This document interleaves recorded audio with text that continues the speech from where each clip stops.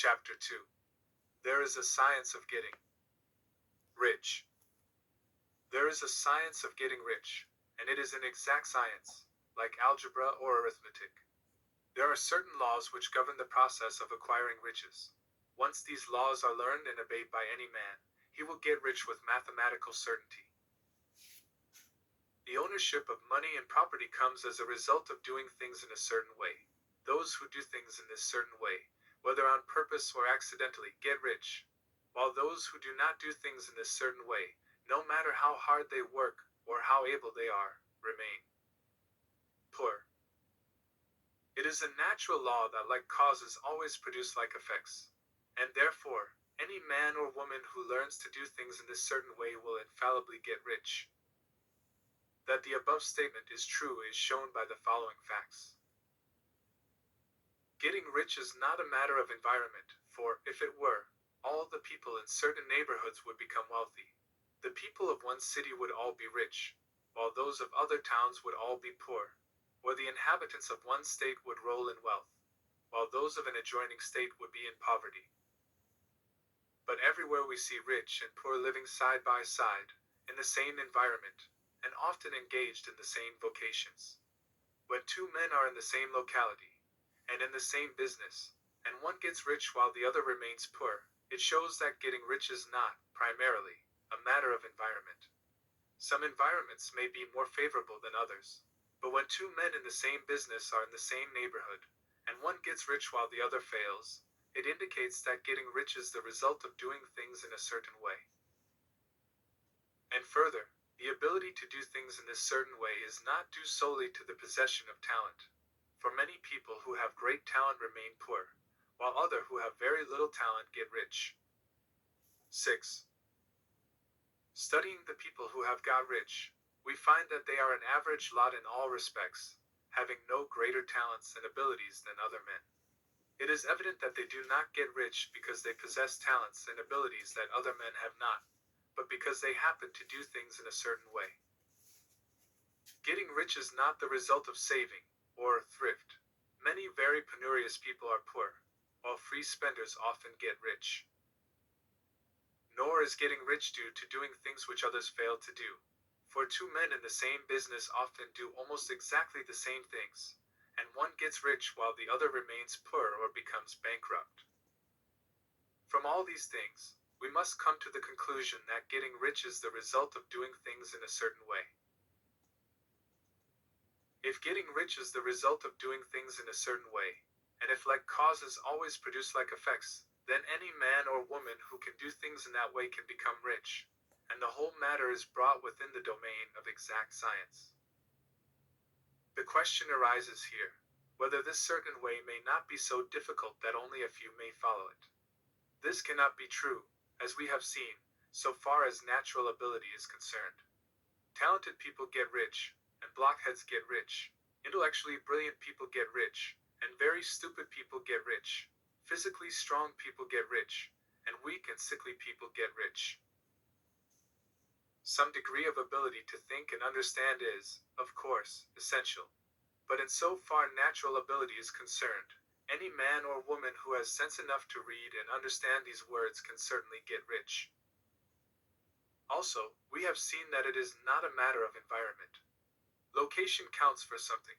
One would not go to the heart of the Sahara and expect to do successful business. Getting rich involves the necessity of dealing with men, and of being where there are people to deal with. And if these people are inclined to deal in the way you want to deal, so much the better. But that is about as far as environment goes. 7. If anybody else in your town can get rich, so can you. And if anybody else in your state can get rich, so can you. Again, it is not a matter of choosing some particular business or profession. People get rich in every business, and in every profession, while their next-door neighbors in the same vocation remain in poverty. It is true that you will do best in a business which you like, and which is congenial to you, and if you have certain talents which are well developed, you will do best in a business which calls for the exercise of those talents. Also, you will do best in a business which is suited to your locality, An ice cream parlor would do better in a warm climate than in Greenland, and a salmon fishery will succeed better in the Northwest than in Florida, where there are no salmon. But aside from these general limitations, getting rich is not dependent upon your engaging in some particular business, but upon your learning to do things in a certain way.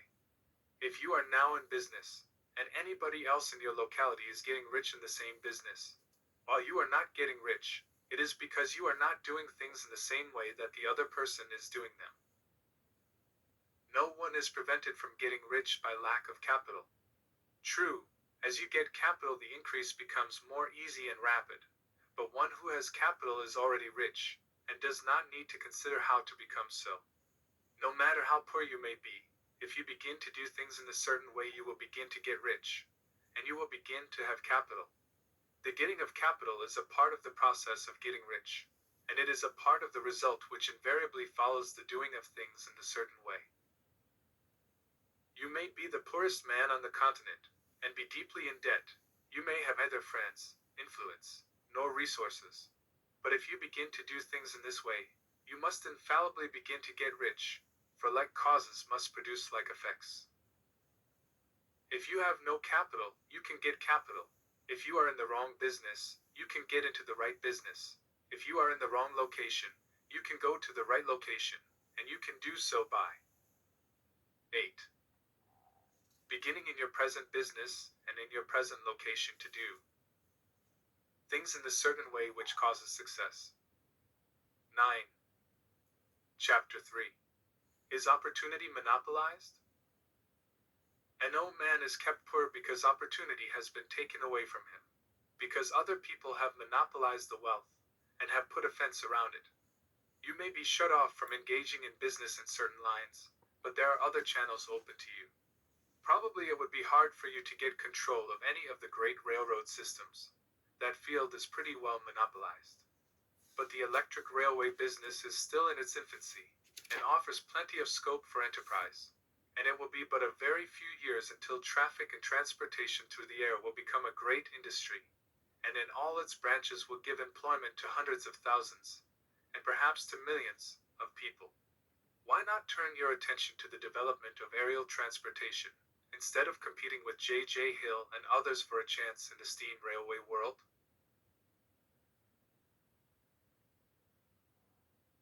It is quite true that if you are a workman in the employ of the Steel Trust you have very little chance of becoming the owner of the plant in which you work.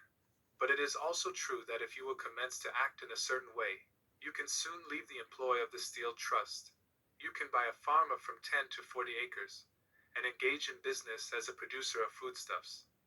There is great opportunity at this time for men who will live upon small tracts of land and cultivate the same intensively. Such men will certainly get rich. You may say that it is impossible for you to get the land, but I am going to prove to you that it is not impossible, and that you can certainly get a farm if you will go to work in a certain way. At different periods the tide of opportunity sets in different directions, according to the needs of the whole, and the particular stage of social evolution which has been reached. At present, in America, it is setting toward agriculture, and the allied industries and professions. Today, opportunity is open before the factory worker in his line. It is open before the businessman who supplies the farmer more than before the one who supplies the factory worker, and before the professional man who waits upon the farmer more than before the one who serves the working class. 10.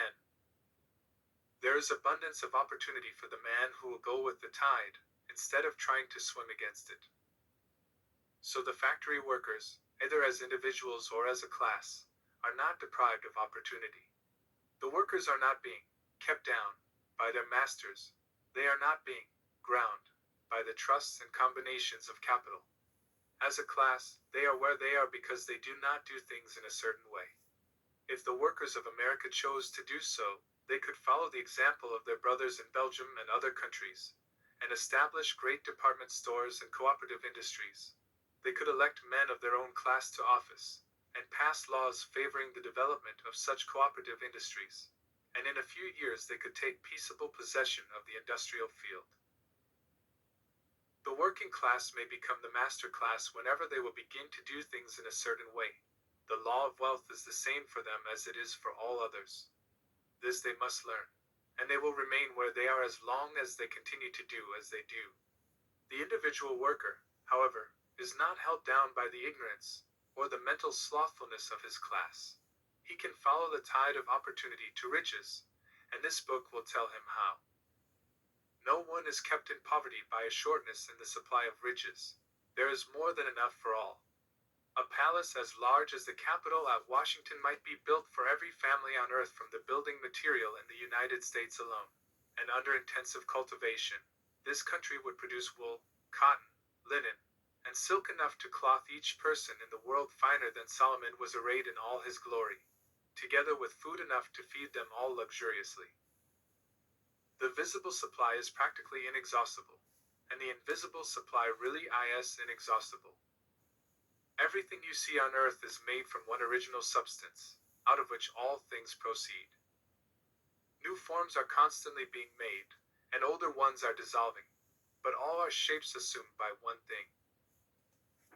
There is no limit to the supply of formless stuff, or original substance.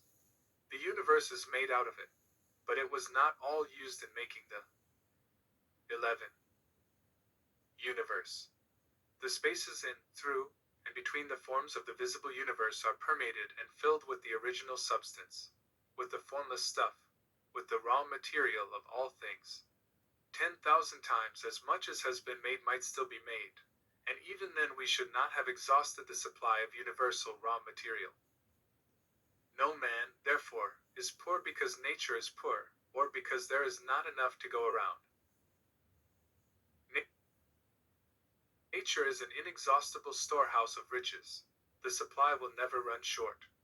Original substance is alive with creative energy, and is constantly producing more forms. When the supply of building material is exhausted, more will be produced. When the soil is exhausted so that foodstuffs and materials for clothing will no longer grow upon it, it will be renewed, or more soil will be made. When all the gold and silver has been dug from the earth, if man is still in such a stage of social development that he needs gold and silver, more will produce from the formless. The formless stuff responds to the needs of man. It will not let him be without any good thing. This is true of man collectively. The race as a whole is always abundantly rich, and if individuals are poor, it is because they do not follow the certain way of doing things which makes the individual man rich. The formless stuff is intelligent. It is stuff which thinks. It is alive, and is always impelled toward more life. It is the natural and inherent impulse of life to seek to live more. It is the nature of intelligence to enlarge itself, and of consciousness to seek to extend its boundaries and find fuller expression. The universe of forms has been made by formless living substance, throwing itself into form in order to express itself more fully. The universe is a great living presence, always moving inherently toward more life and fuller functioning. Nature is formed for the advancement of life. Its impelling motive is the increase of life. For this cause, everything which can possibly minister to life is bountifully provided. There can be no lack unless God is to contradict himself and nullify his own works. 12. You are not kept poor by lack in the supply of riches. It is a fact which I shall demonstrate a little farther on that even the resources of the formless supply are at the command of the man or woman will act and think in a certain way.